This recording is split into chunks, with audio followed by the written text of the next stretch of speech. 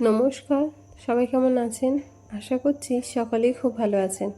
আমরা যখন কলকাতা থেকে ফিরেছিলাম ঠিক তার দুদিন পরেই ছেলের জন্মদিন ছিল। সেই সময় ভেবেছিলাম যে এবছর কলকাতায় গিয়েই কলকাতায় জন্মদিন পালন করে আসব, কারণ দেখতে দেখতে তো 7 বছর হয়ে গেল ও ওইখানেই আছে। আর সমস্ত পরিবার থেকে দূরে আমাদের সাথেই পালন করা হয়। তো এই বছর ভেবেছিলাম থাকা হবে, কিন্তু যেটা হয় ভাগ্যে থাকলে তবেই তো হয়। গিয়েছিলাম কিন্তু থাকা হয়নি, কারণবশত ফেরত চলে আসতে হয়। তো তাই ঠিক আছে, পরের বছর যদি সময় হয় যাওয়া হবে, নাহলে কোনো এক বছর এরকম ইচ্ছা আছে যে ওর জন্মদিন কলকাতায় সমস্ত পরিবারের সাথে পালন করে আসা হবে। তো এখানে নিজেদের মতো করে অল্প বিস্তর একটু রান্না করেছিলাম। এখানে যা শাক সবজি পাওয়া যায়, অল্প একটু মাছ পাওয়া গিয়েছিল। এখানে তো খুব বেশি ভালো মাছ পাওয়া যায় না, একটু রুই কাতলা খুবই অল্প পরিমাণে, মাঝে সাঝে যদি কখনো ভালো পাওয়া যায় তো সেই রান্না করেই খাইয়েছিলাম। তারপর বিকালবেলা আমরা বেরিয়েছিলাম, একটু মন্দিরে যাব বলে বেরিয়ে পড়েছিলাম। কারণ মার্চ মাসে প্রচুর গরম ছিল, তো সকালের দিকে বেরোয়নি। সকালে ভেবেছিলাম যে বেরোবো, তো আমাদের এই যে অ্যাপার্টমেন্টটাতে থাকি এখান থেকে তো মার্কেটটা অনেকটা দূর, আর মার্কেটে একটা মন্দির আছে।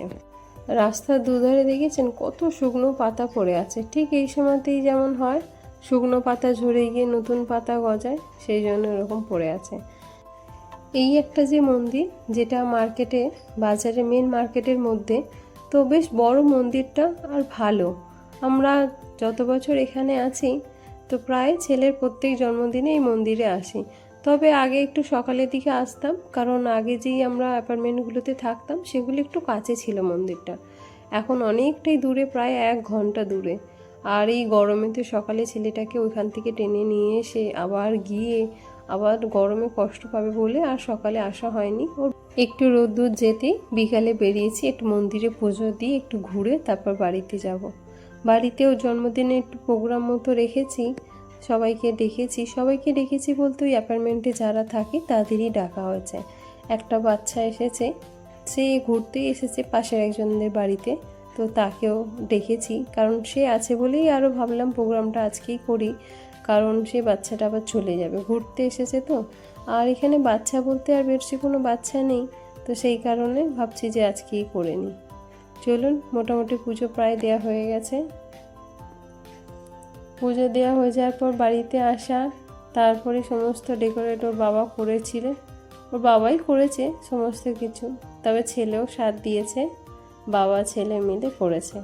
আমি রান্নার দিকে ছিলাম, রান্না করছিলাম, আর বাকি ছেলে আর ওর বাবা মিলে করেছে।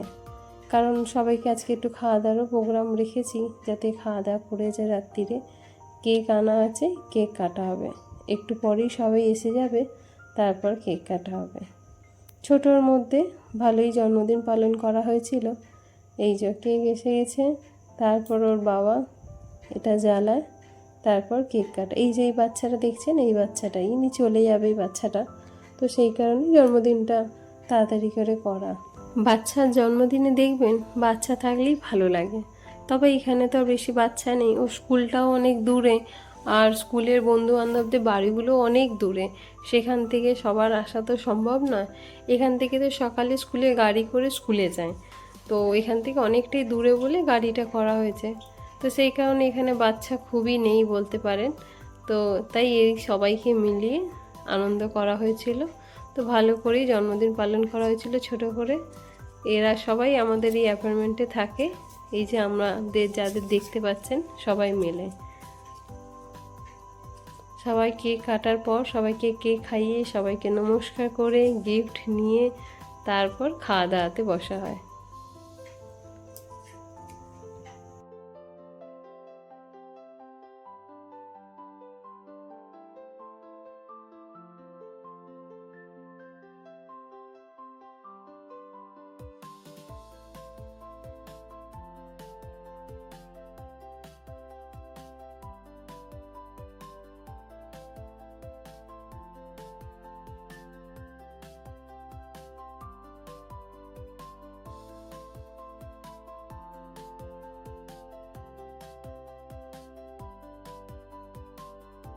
কেক খাওয়ার পর সবাই পেট ভারী হয়ে গেছিল, বলছিল এখন রাত্রির খাবার খাবে না, তো অনেকটাই সময় বাকি ছিল, তো তার ফাঁকে এরা দুজনে একটু ডান্স করছিল, গান চালিয়ে দিয়েছিল।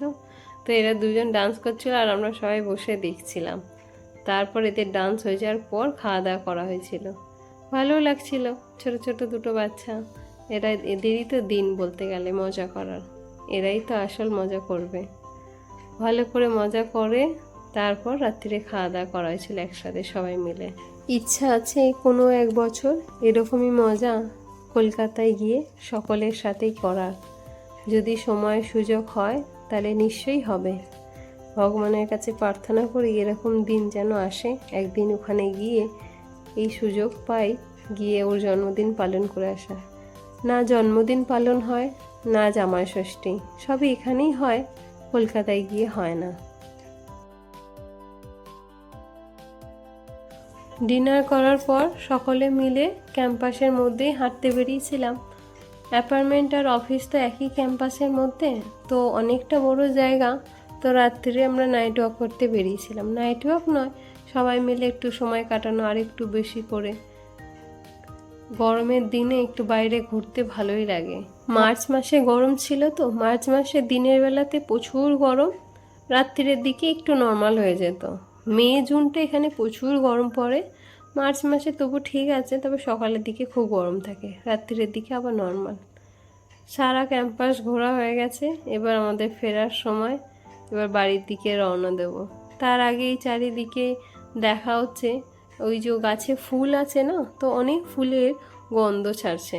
রাত রানী বলে একটা ফুলের গাছ আছে, তো সেই ফুলগুলো খুব ছোট হয় আর তার সুগন্ধটা খুব ছাড়ছে প্রচুর পরিমাণে। তো সেই কারণেই উনি দেখাতে যাচ্ছে, ওই যে দাদা আছে উনি দেখাতে যাচ্ছে যে কোন জায়গা থেকে ওই ফুলটা গন্ধ যাচ্ছে। বলছে ওনার যে গাছের পাতা আছে সেখান থেকেও নাকি খুব সুন্দর গন্ধ রাত্রিরে ছাড়ে। এই যে উনি দেখাচ্ছে, এই যে দেখছেন, এর পাতা থেকেই নাকি খুব সুন্দর গন্ধ ছাড়ে রাত্রে, এই জন্য একে রাত রানী বলা হয়। জানতাম না, এটাই আজই জানলাম। চলুন তাহলে এবার বাড়ির দিকে রওনা দিই। সকলে মিলে হাঁটা হয়ে গেছে, ঘোরা হয়ে গেছে। আজকের ভিডিওটা তাহলে এখানেই শেষ করছি। দেখা হবে আপনাদের সাথে পরের একটি নতুন ভিডিও। সকলে আমার ছেলেকে আশীর্বাদ করুন যেন ভালো থাকে, সুস্থ থাকে, বড় হয়ে ভালো মানুষ হতে পারে।